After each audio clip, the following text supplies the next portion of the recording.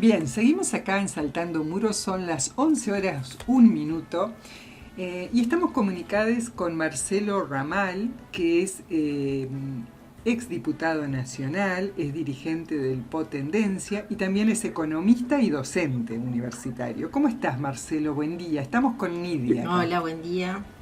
¿Qué tal? Buen día. Bueno, un gusto saludar. Igualmente, no nos habíamos comunicado este año, hacía mucho que no hablábamos, ¿eh? Pero Sí, bueno, sí. te llamo para que nos des tu opinión acerca de este primer año de Milei. Bueno, a ver, lo primero que te diría, digamos, lo más importante, es que ha sido un año de una confiscación económica sin precedentes, sin precedentes, contra trabajadores jubilados, mujeres, jóvenes. Es decir, hemos tenido una extraordinaria transferencia de riqueza del mundo del trabajo al capital. Sí. Ese es el elemento central. Ha sido un gobierno, un año de guerra contra la clase obrera, contra todos los que viven, ¿no es cierto?, de un salario. Si pensamos en lo que representa el salario y la jubilación en la economía nacional, yo te diría que entre lo que se sustrajo a los trabajadores activos y a los trabajadores pasivos, y bueno, debe representar esa cifra alrededor de un 15% de toda la economía nacional. Uh-huh. En contrapartida, hemos tenido una valorización, un crecimiento de los beneficios empresarios, financieros, bancarios, industriales, también de características excepcionales. Un informe que tuve oportunidad de leer días atrás señalaba que como resultado de la valorización, es decir, del aumento del valor en dólares, de las acciones de las empresas, el valor de los títulos de deuda, ya sea en pesos o en dólares, bueno, los propietarios de esas acciones, de esos títulos de deuda, tienen 240.000 millones de dólares más de lo que tenían hace un año. Esta cuenta es realmente sencilla porque tiene que ver con lo que valían las acciones de la bolsa, lo que valían los títulos de deuda, que aumentaron un 200%, uh-huh, sea en pesos o sea en dólares. Y esto tiene que ver, bueno, por un lado, con el hecho de que los precios y las tarifas en diciembre, enero del año pasado se liberaron, sí, tuvieron aumentos absolutamente extraordinarios. Al mismo tiempo, después que hubo una importante devaluación, el gobierno puso un cepo. Entonces, ¿qué tuvimos durante el año? Dólar planchado, dólar que no se modificaba de valor, y precios en suba. ¿Qué significa eso? Que todas las cosas, los precios, las tarifas y por lo tanto los beneficios, ahora valen más en dólares. Si una unidad una factura de gas, por ejemplo, representaba 100 pesos a principio de año, y supongamos, ¿no es cierto?, esos 100 pesos representaban, no importa la cuenta, es decir, para tomar un ejemplo, si esos 100 pesos eran $100, sí, bueno, después esa tarifa de 100 pesos pasó a 200 pesos, pero el dólar siguió en el valor anterior. Claro. Entonces, la factura de $100 ahora representa $200. Sí, sí. Y por lo tanto, el que cobra esa tarifa de gas, en dólares gana el doble. Y lo mismo vale el sachet de leche, que hoy es más caro en Argentina que en un supermercado de Nueva York o de Madrid. Sí, tenemos los precios más caros del mundo, creo, ¿no? Claro, entonces eso significa no solo precios, sino ganancias muy elevadas medidas en dólares. Sí. A las empresas les interesa saber cuánto ganan en dólares. Y esto ha representado, ¿no es cierto?, un aumento extraordinario. Esto por el lado de las acciones de las empresas. Luego, los títulos de la deuda en pesos, pasó lo mismo. El que tiene hoy un título de deuda contra el Estado argentino, ahora vale en dólares mucho más de lo que valía, ¿no es cierto?, a comienzos de año. Entonces, esto implica una transferencia de ingresos extraordinaria en favor de los capitalistas financieros, industriales, de servicios públicos. ¿Y cómo se ha sostenido esto? Bueno, con una operación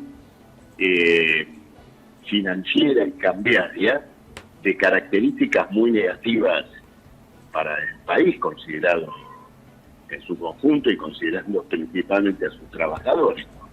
O sea que, el otro día Marcelo, en el discurso, sí. O sea que este gobierno que dice que es liberal y que no interviene, que el Estado tiene que intervenir lo menos posible, sin embargo usa la intervención para mantener el dólar planchado y favorecer a los empresarios. Súper estatista, porque se mantiene el cepo. Claro. Entonces, el cepo asegura que los que vienen haciendo ganancias con los títulos de deuda pública o vienen ganando dinero en pesos, tengan dificultad de dinero en dólares. ¿No es cierto? Sí. Entonces, gracias al cepo, por un lado, y gracias a que el gobierno remató 20.000 millones de dólares de reservas para mantener bajo la cotización, digamos, del dólar paralelo financiero, bueno, se logró esta situación de apreciación artificial de la moneda nacional, y digo apreciación artificial porque podría ocurrir que el peso argentino se reforzara como resultado de un ingreso muy grande de divisa. Es decir, un país que recibe mucho dinero del exterior tiene una moneda fuerte. Si el dinero se va del país, la moneda se debilita.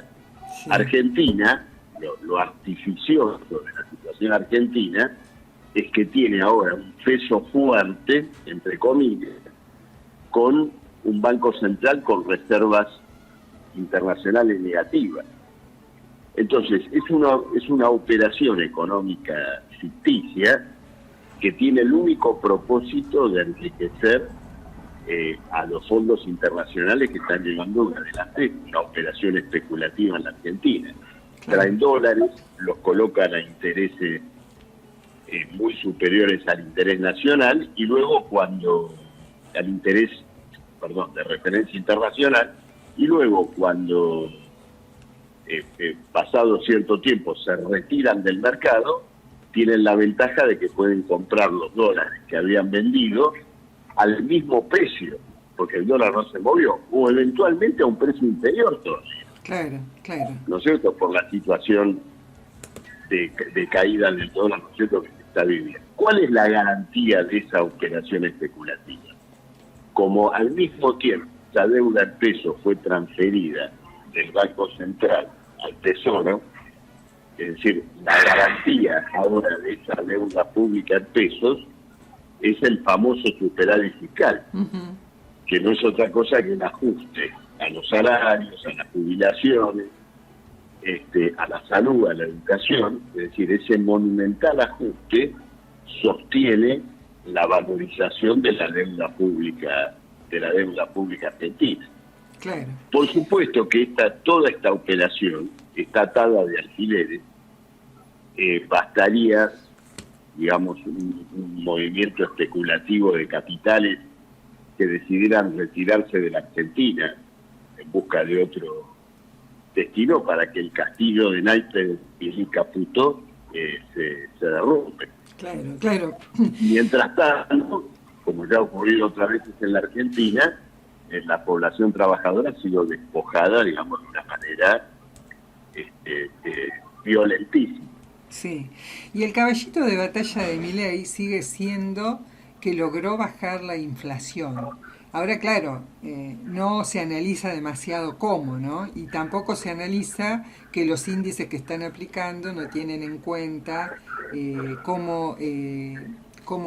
injerencia de los servicios, del transporte, ¿no? De los alquileres en el índice Claro, ese que vos muestra. mencionás este problema que cada vez se está teniendo, ¿no es cierto?, del cual cada vez, ¿no es cierto?, se habla más, de que este índice ayer dio 2,4%, no refleja la realidad.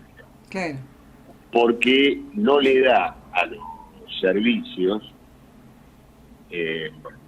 sentido, ¿no es cierto? Servicios actualmente no es solamente el gas y la luz, sino que también está el celular, la televisión de cable, bueno, cuestiones que forman parte de la vida de una familia y que el índice no pondera, ¿no es cierto?, adecuadamente. Ese es un problema importante que, bueno, deriva finalmente en una malversación del índice.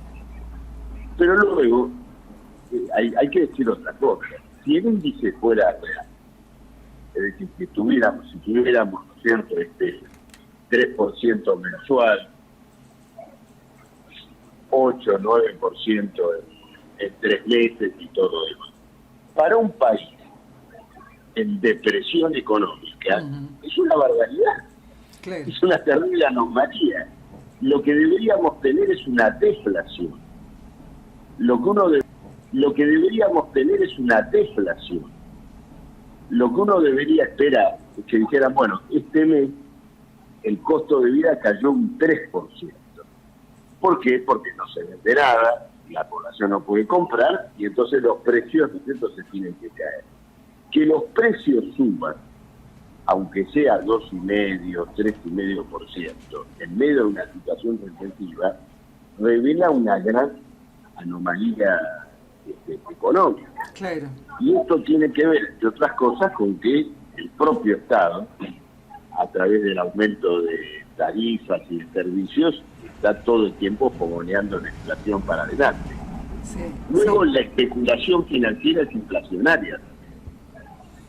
¿Por qué? Porque el gobierno, la famosa historia, el gobierno no emite moneda. Bueno, esto es falso. El gobierno emite moneda. Lo que pasa, de una u otra manera, deuda pública, y esa deuda pública genera intereses. Esos intereses colocan un poco la vara o el piso del costo del crédito en la Argentina en un sentido más general. Sí. Ese costo del crédito impacta luego en el costo económico de las cosas que compramos. A ver, cuando vamos al supermercado y compramos con tarjeta y nos preguntan si es en 3 pagos, todavía algunos nos ofrecen y dicen, bueno, si venís el día jueves con tal tarjeta te damos tal descuento y todo lo demás. Bueno, todo eso se traslada a los precios, sí. No nos sale gratis. Las grandes cadenas de comercialización trasladan a los precios el costo financiero. Bicicleta financiera, esto es algo que no se dice, y hay que decirlo, la bicicleta financiera es inflacionaria.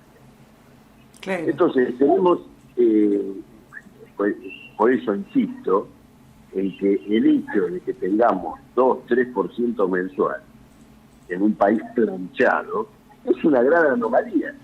Sí, sí. Pero que además refleja los desequilibrios económicos. Pero te sumo otra cosa, el dólar cae. Sí. Con lo cual ahí tenés otro factor que debería ser deflacionario, no inflacionario. Sí. Si el dólar cae, eso quiere decir que tenemos una inflación del 2,5% en pesos, pero del 5 o 6% en dólares. ¿No es cierto? Claro. Para una población que no gana más en dólares. Sí, sí. Entonces, ¿no es cierto? Claro. Para una población que no gana más en dólares. Sí, sí, entonces, esta es la realidad, ¿no es cierto?, que hay que señalar en relación a toda esta cuestión. Luego, quiero, digamos, dejo para el final lo más importante de todo. Esto de que ahora no tenemos inflación, se recuperan los salarios y todo lo demás. Acá nos estamos olvidando que entre diciembre y febrero del año pasado, cuando tuvimos inflaciones del 25%, del 15%, del casi el 60% acumulado en 3 meses, bueno, en ese periodo se produjo el gran manotazo a los salarios y a las jubilaciones. Claro. Ahí fue donde cayeron fuertemente. Esa caída no se recuperó. Entonces, ahora estamos, ¿no? Y alguien dice, qué suerte, estamos tan sumergidos como hace 2 meses, no más. Es decir, el agua está hasta el cuello, sigue hasta el cuello, ¿no? Sí, sí. El problema es que salimos de esa condición. Y salir de esa condición significaría recuperar la pérdida salarial y la pérdida de las jubilaciones que tuvimos durante todo el año, durante ese periodo, ¿no es cierto? Diciembre, enero, febrero, fundamentalmente. Claro. Y cuando dicen no hay plata, a ver, la plata ya vimos dónde está. Está en el panel bursátil, está en la valorización de los títulos de deuda, en las ganancias extraordinarias que han obtenido empresas que venden menos que hace un año, es verdad. Pero cada sachet de leche que venden, cada paquete de galletitas que venden, les deja un margen muy superior al de hace un año medido en dólares. Claro, Que o sea es lo que en definitiva importa para un gran capitalista. claro, o sea que venden menos pero ganan más porque el margen de ganancias es mayor. Y este Superior, gobierno, particularmente cuando se mide en dólares. Claro, claro. ¿Cierto? Marcelo, Por esta valorización que estábamos señalando antes. y este gobierno está diciendo, bueno, según lo que dice Milei, piensa levantar el cepo, pero además ellos han pagado los intereses de la deuda. Sin embargo, la deuda creció, la deuda pública que tenemos creció. ¿Podrán levantar el cepo? Te hago varias preguntas para que vos las desarrolles. ¿Podrán levantar el cepo? ¿Y qué futuro ves? Te contesto las dos cosas. Sí. En el discurso del otro día, Milei dijo que iba a levantar el cepo cuando consiguiera préstamos del Fondo Monetario o de bancos privados. Sí, sí. Es lo mismo que viene diciendo hace un año.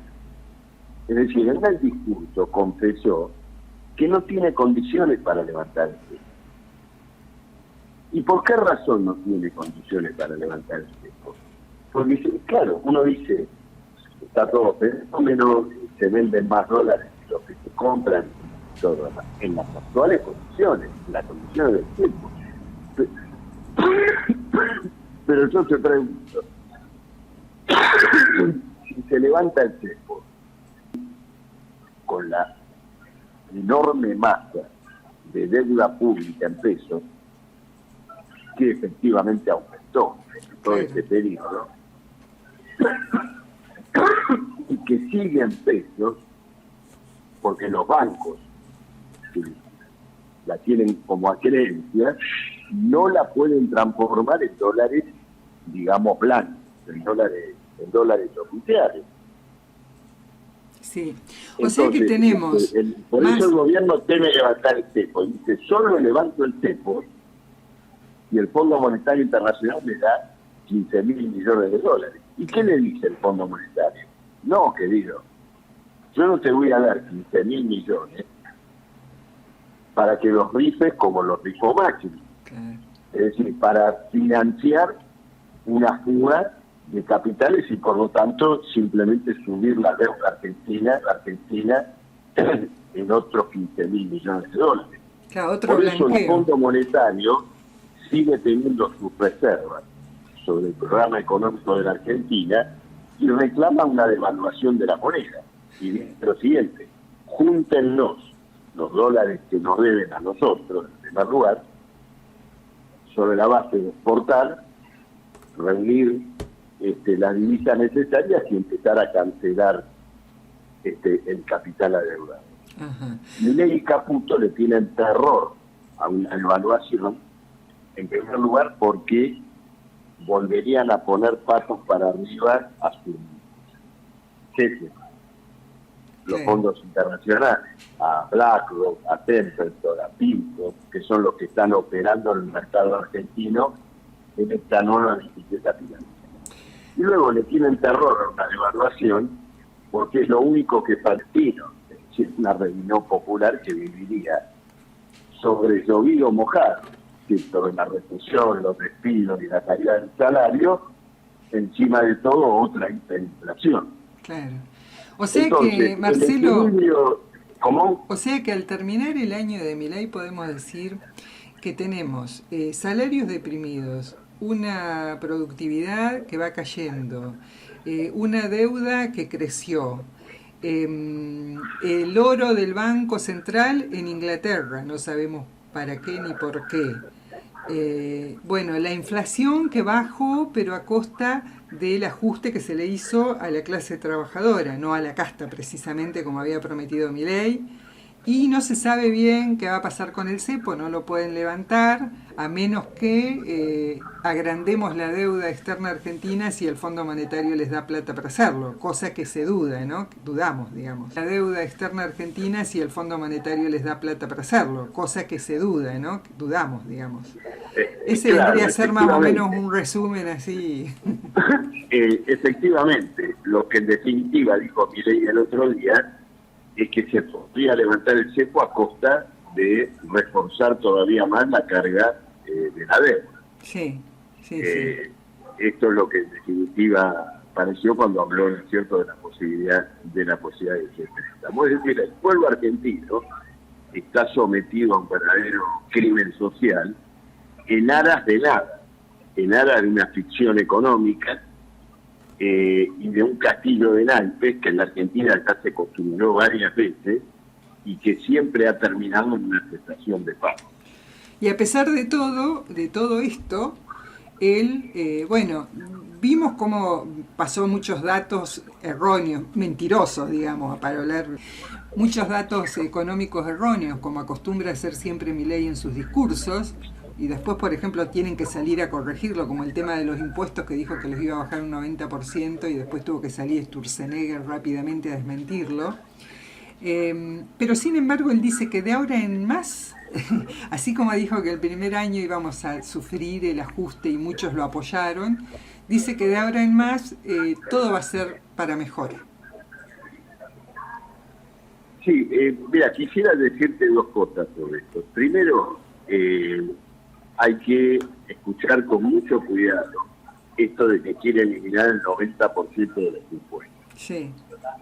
Porque esto tiene que ver fundamentalmente con la relación entre el Estado Nacional y las provincias. Sí. Lo que está queriendo decir Milei con esto es que piensa quebrar la acción de impuestos y dejar a las provincias ligadas a su propio financiamiento.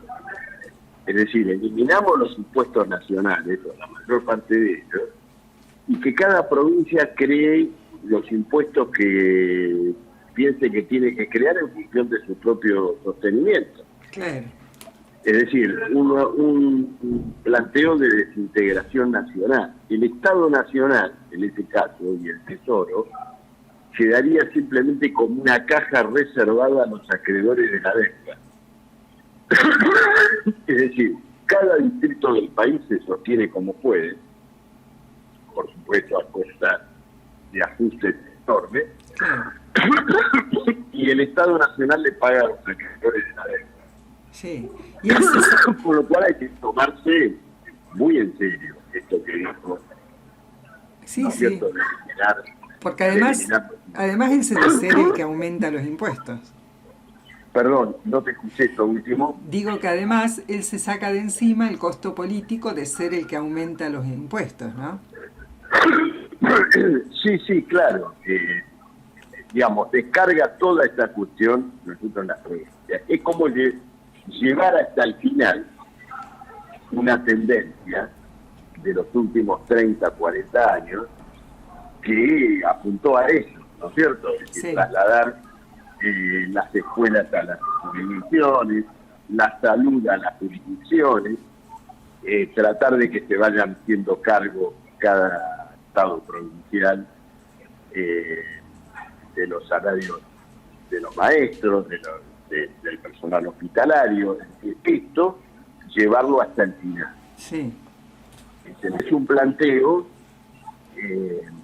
pergeñado intelectualmente por el Banco Mundial y por el propio Fondo Monetario, que tiene que ver con ese objetivo estratégico, que el Tesoro Nacional quede como una caja dirigida al pago de los acreedores de la deuda. Claro, es lo único que quiere. Por eso también no le importa que no le aprueben que no le aprueben el presupuesto en el Congreso, ¿no? Claro, fundamentalmente trata de que no se lo apruebe, Sí. porque este esquema de ajuste reforzado necesita de un régimen de poderes excepcionales. Sí. Es decir, se tiene que mover sobre la base del decreto. No quiere estar sujeto, digamos, a ningún tipo de límite constitucional. Por supuesto, cuenta con la complicidad del propio Congreso, Claro. ¿no?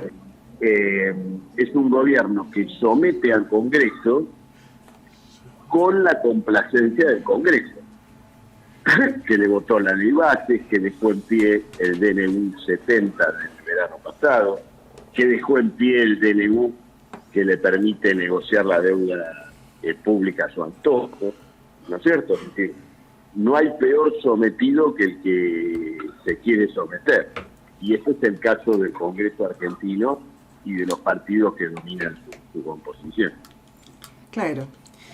Bueno, Marcelo, nos diste un panorama amplio y completo de lo que está pasando y bueno, veremos qué pasa en adelante. Todo va a depender de la relación de fuerzas, ¿no? De la reacción del pueblo. Claro, yo me permitís una última observación. Sí.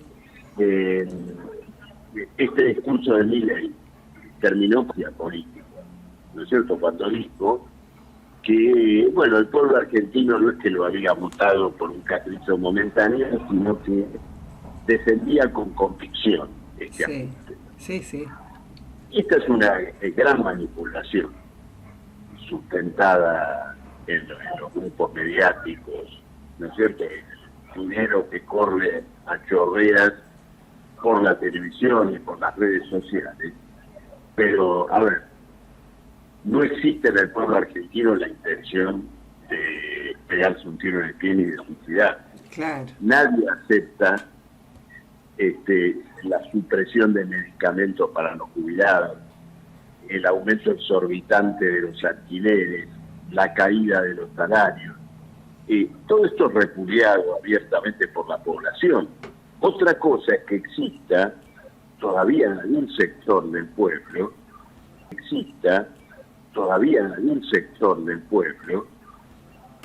la ilusión de que estamos pasando por un momento tormentoso, malo, que algún día será superado. Pero esta ilusión va a ser enterrada cuando este castillo de naipes tan precario que se ha construido termine volando por los aires. Claro, como y pasó el ya...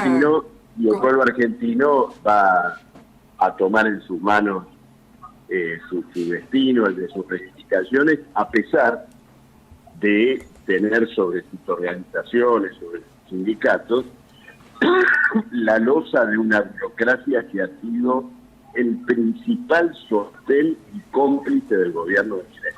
Hay que decir. Claro, claro. Bueno, Marcelo, esperemos que la reacción del pueblo no se dé porque vamos a terminar muy mal. Y bueno, y esto ya pasó con el fin de la convertibilidad nomás pasó, ¿no? Hay que tomarlo como una referencia, coincido totalmente con vos. Sí. Bueno, te mandamos un abrazo grande. Un gran abrazo y bueno, no se pierdan. Hablemos cuando puedan o cuando quieran. Bueno, muchísimas gracias por tu tiempo, Marcelo. Y empecemos 2025 con esta expectativa de lucha. Sí, con la esperanza de encontrarnos en las calles, ¿no? Un gran saludo a todos. Un saludo grande, Marcelo. Hasta pronto. Bien, estábamos conversando con Marcelo Ramal, economista de izquierda, referente del Po Tendencia, exdiputado nacional.